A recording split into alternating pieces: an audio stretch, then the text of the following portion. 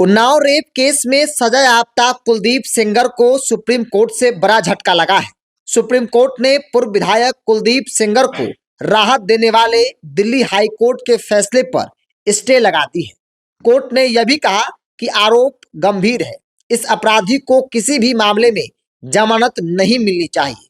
CGI justice Suryakant की अगुवाई वाली बेंच ने सेंगर के वकील को नोटिस जारी कर 2 हफ्ते में जवाब दाखिल करने को कहा है।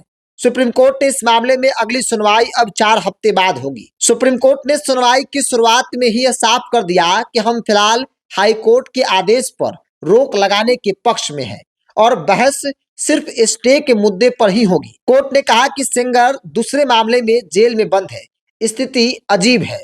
सुप्रीम कोर्ट ने कहा कि आज इस मामले पर अंतिम फैसला नहीं कर रहे। कुलदीप सेंगर के वकील ने हस्तक्षेप की अनुमति देने की अपील की। इस पर कोर्ट ने नोटिस जारी कर 2 हफ्ते में जवाब जो है वो मांगा है। तो उन्नाव केस मामले में कुलदीप सेंगर जो बीजेपी के विधायक रहे, बीजेपी के नेता रहे, आज के तारीख भी कह सकते हैं कि बीजेपी के पूर्व नेता, जिन्हें दिल्ली हाई कोर्ट ने बड़ी राहत दी और केस को ही सस्पेंड कर दिया था।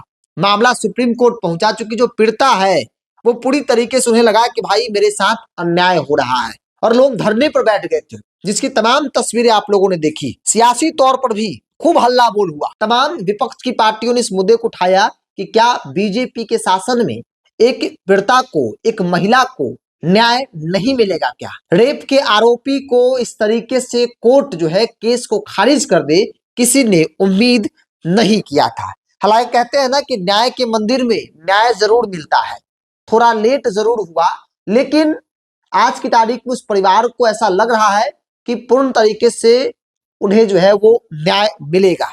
सुप्रीम कोर्ट ने जैसे ही स्टे लगाया दिल्ली हाई कोर्ट के फैसले पर, पीड़िता को लगने लगा कि अब मुझे न्याय मिलेगा। पूरा परिवार खुश नजर आया। लगा कि उन लोगों ने कहा भी मीडिया से बातचीत करने के दौरान कि हमें पूरा भरोसा है, सुप्रीम कोर्ट ने जो फैसला सुनाया है, स्टे का फैसला सुनाया है, हम आभार प्रकट करते हैं।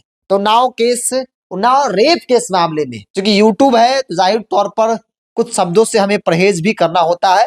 तो इस तरह के शब्द और इस तरह के शब्दों का चयन हम बार बार नहीं कर सकते, इन शब्दों का लिख नहीं सकते, अपने थंबनेल में ज्यादा प्रयोग नहीं कर सकते क्योंकि स्ट्राइक वगैरह इस तरह की परेशानियां भी आती रहती है। बहरहाल कुलदीप सेंगर को बड़ा झटका लगा है। कुलदीप सेंगर के साथ इस देश में कोई खड़ा नहीं है। जो इस तरह की कुकृत्य करे, समाज उसे कतई स्वीकार नहीं कर सकता है। उम्र कैद की सजा थी और दिल्ली हाई कोर्ट ने एक झटके में खत्म कर दिया। हालांकि जब मामला सुप्रीम कोर्ट पहुंचा, सुप्रीम कोर्ट ने बड़ी राहत दी है। इस पूरे मामले में दिल्ली हाई कोर्ट के फैसले पर फिलहाल जो है वो स्टे लगा दिया गया है। सुप्रीम कोर्ट ने कुलदीप सेंगर के वकील से 2 हफ्ते के अंदर जवाब भी मांगा है।